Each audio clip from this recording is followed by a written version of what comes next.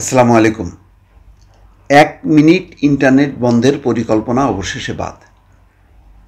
কী ধরনের পরিকল্পনা, এই ধরনের চিন্তা মাথায় আসে কিভাবে আমি বুঝতে পারি না দর্শক।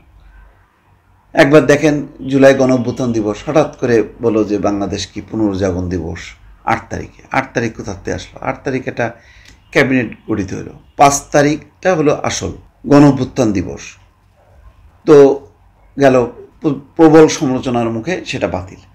এখন আবার সেই ১ মিনিট ইন্টারনেট বন্ধের পরিকল্পনা করেছে, এখন আবার সেটা বাতিল। এই ধরনের খামখেয়ালিপূর্ণ কেন হয় জানেন?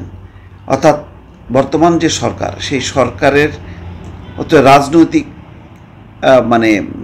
রাজনৈতিক চিন্তা চেতনার থেকে অনেক দূরে। তাদের কিছু পুঁথিগত বিদ্যা আছে, সেটা দিয়ে তারা চলতে চায়, বাস্তবতার সাথে সম্পর্ক নেই বলে এই ধরনের আবেগী বা কাল্পনিক কিছু কনসেপ্ট তারা নিয়ে আসার চেষ্টা করে। ১ মিনিট ইন্টারনেট বন্ধের মধ্য দিয়ে তারা ওই যে শেখ হাসিনার আমলে আমাদের জুনায়েদ আহমেদ পলক তারা যে বন্ধ করছিল, প্রায় ৪-৫ দিন যে বন্ধ ছিল, সেইটাকে মনে করায় দিতে চায়, সেই কারণে বন্ধ। আর এটা তো অন্যভাবে করা যায়।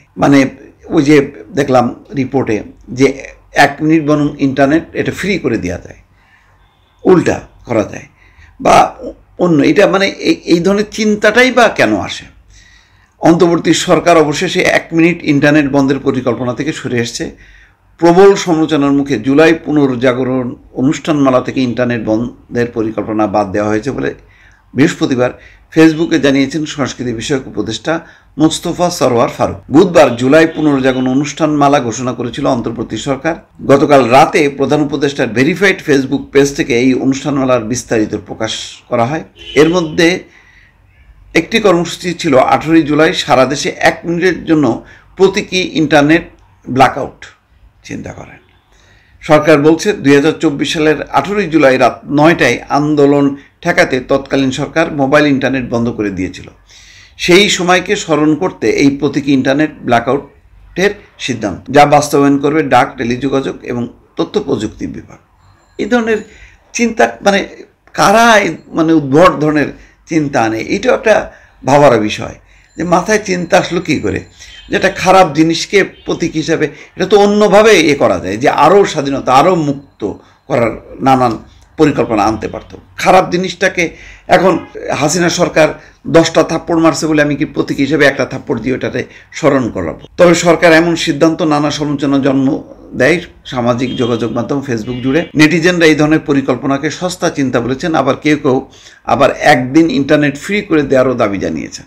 নেটিজেনদের যত সমালোচনা, আমি একেবারে স্তব্ধ হয়ে গেছি। এই ধরনের চরম অর্থহীন প্রস্তাব যে আদৌ আলোচনার টেবিলে উঠতে পারে সেটা বিশ্বাস করতে পারছে না। সত্যি আমারও অবিশ্বাস্য লাগছে এই ধরনের চিন্তা। নিজের ভেরিফাইড ফেসবুক অ্যাকাউন্টে কথাগুলো লিখেছেন একসময়ের ফেসবুকের বাংলাদেশ বিষয়ক কর্মকর্তা শাবহানাজ রশিদ দিয়া।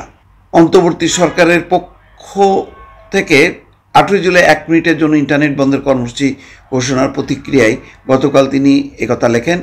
শাবহানাজ রশিদ আরও লেখেন, এমন সিদ্ধান্ত আন্তর্জাতিক মানবাধিকার আইনের, বাংলাদেশ সংবিধান, বাংলাদেশের টেলিযোগাযোগ নিয়ন্ত্রণ আইন এবং সদ্য গেজেট হওয়া সাইবার সিকিউরিটি অধ্যাদেশ সব কিছুরই সরাসরি লঙ্ঘন।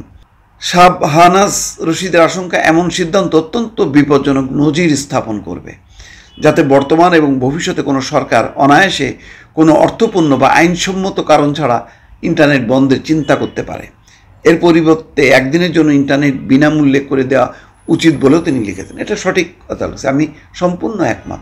এই ধরনের অবাস্তব স্বপ্নচারী কারা বসবাস করে সরকারের ভিতর, সেটাও একটা প্রশ্ন। দর্শক ভালো থাকবেন, আল্লাহ হাফেজ।